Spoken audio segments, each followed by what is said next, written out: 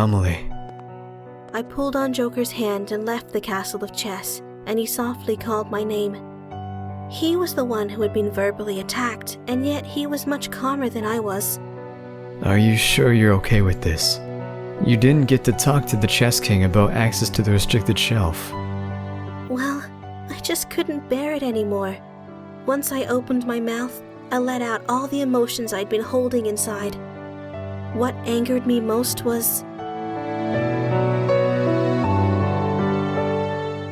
the way they spoke to you was so rude, Joker. You've been punished enough by losing your memory, haven't you, Joker? Memories should be important to everyone. Because without them, there were no good times, no worthwhile experiences, and no acquired knowledge. You can't even remember what crime you committed, Joker. It's not right of them to blame you like that. I didn't know what he did in the past, so there was a limit to what I could say. But I couldn't bear for him to be insulted. Thanks, Amelie. Joker smiled softly at me as I let out my frustration over the injustice of it all. You're angry on my behalf. It's nothing to thank me for. You're searching for your lost memories, just like me. Joker was the only one who truly understood me. We were comrades with the same objective. Allowing someone to insult you is the same as having them insult me. No, even more so. I can't bear it. Joker regarded me gently with his vivid rose-colored eyes and slowly opened his mouth to speak. The look that he gave was unusually serious, so I returned his gaze and waited to listen to what he had to say. Until I met you, I never wanted to know about the crime I committed in any memories.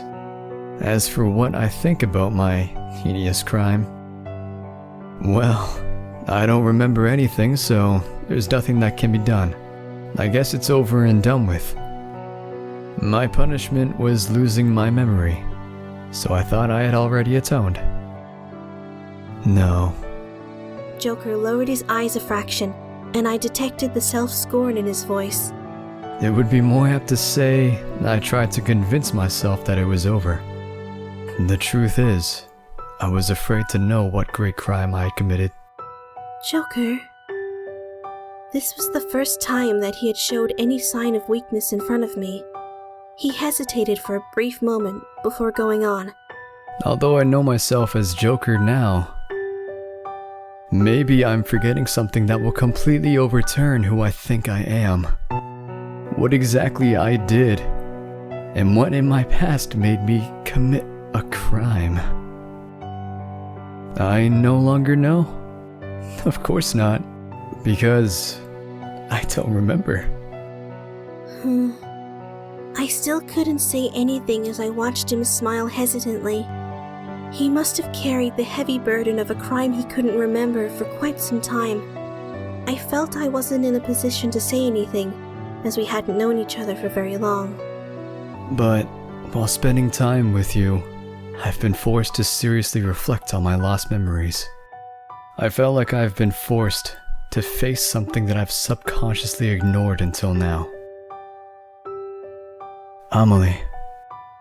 Joker once again raised his eyes to look at me when he asked, Do you remember asking me if I wanted to regain my memory, even if it might be bad?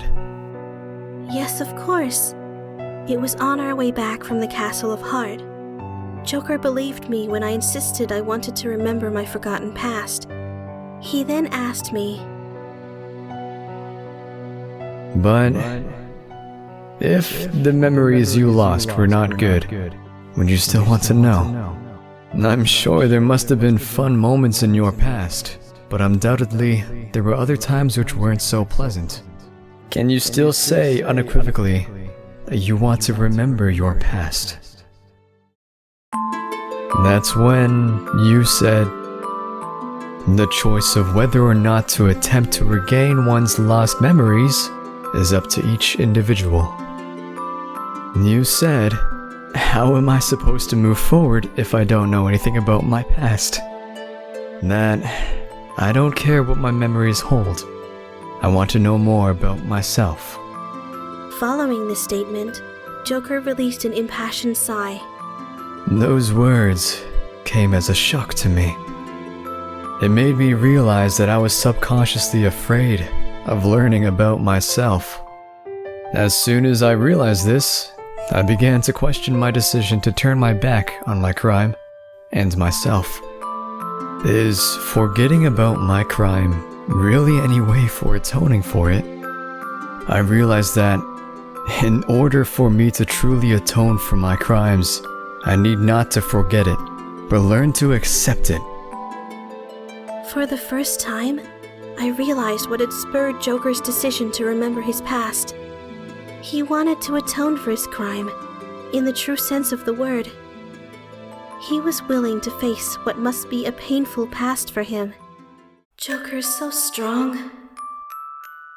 Not many people would be able to face their troubles head on. I'm just glad that you're safe. If we had let that conversation run its course, I was worried that you might be captured by the Chess King. To be honest, I probably should have calmly watched over this situation.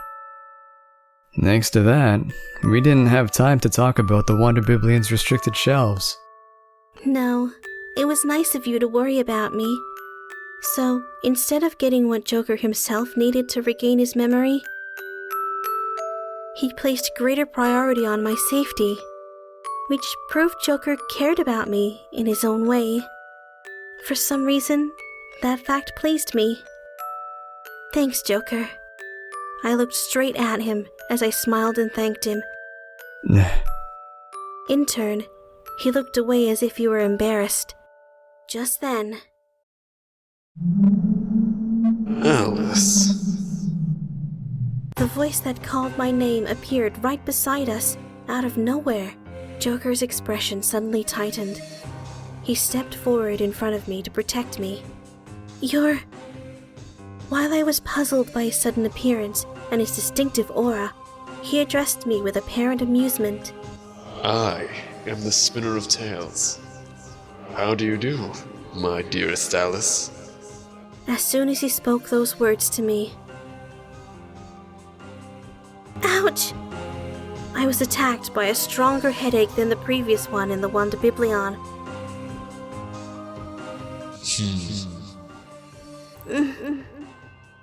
I didn't know where, but somewhere, he and I were talking. I couldn't hear our voices, but the one thing I was sure of was... I've met the Spinner of Tales before. I was certain of it. Did you turn me into Alice? I would like to say yes, but... Your tone implies that I forced you to become Alice. That is not true. You chose to become Alice. Huh? That is why you are Alice. Regardless of your past, you are now Alice, and no one else. As I listened to his voice, I gradually started to think that maybe he was right, and maybe I was Alice. I felt myself starting to give in to the lure of his voice, and fought desperately to stop myself from nodding my head. That's not true. I shook my head in silent denial. I'm Amelie. I looked directly at him and spoke clearly. It appears you still have some memories that you have no need of. What I require is for Alice to be forever lost in Wonderland. As soon as he said those words, he glided his quill through the air. Just then, lines of black ink traced the ground as if they were going to surround me. By the time I realized I was in trouble, a round hole had opened beneath my feet. The ground that I had just been standing on disappeared. I started to fall helplessly. But... Amelie! Joker grabbed my hand. He held on tight as we both fell together.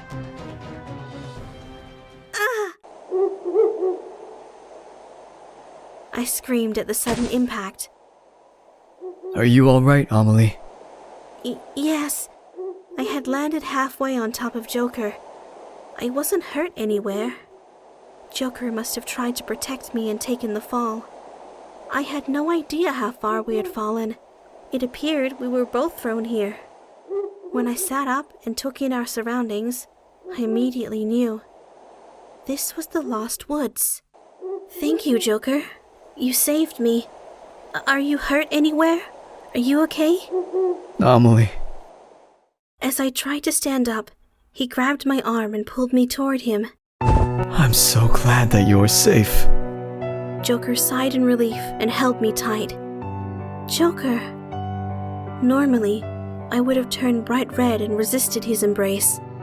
But now, surprisingly, my desire to remain like this surpassed any embarrassment I might have felt. It's dangerous to interact with the Spinner of Tales. He is the embodiment of the rules that bind the worlds of Wonderland. If he doesn't permit us to appear in Wonderland, we not only will be stripped of our memory, but our very existence might be erased. Listening to his words, I became sure of something I had suspected all along. The Spinner of Tales was most likely the one who had stolen my memory, as well as Joker's. Thanks for protecting me, Joker. I again expressed my gratitude and returned his embrace somewhat shyly. Having my arms around him, I could feel that his body was physically fit. You knew he was dangerous, and yet you tried to protect me. As soon as the Spinner of Tales appeared, before we even knew how he might react, Joker stepped up in my defense, and that made me inordinately happy. I'm glad you're all right, Joker. Amelie. I curled into his embrace, and Joker tightened his arms around me.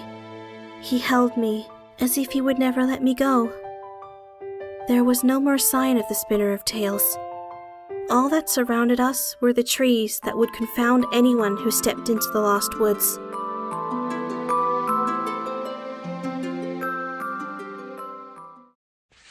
The next preview will be brought to you by us, the Card Soldiers.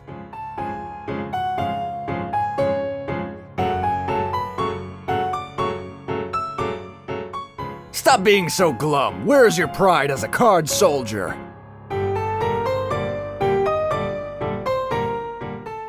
Don't call me that when we're in the public eye. Excuse us. Now, let's turn to the matter at hand.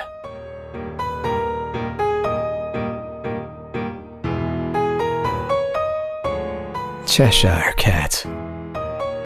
Kyle abruptly appeared in the Lost Woods.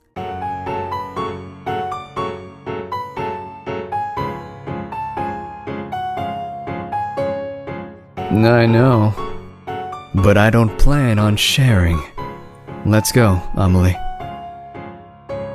The Cheshire Cat, Joker, and Alice are once again crossing paths.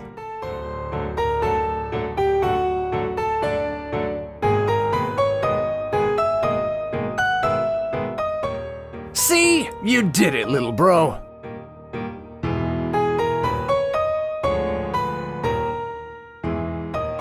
Hey, didn't I say not to call me that outside of the house?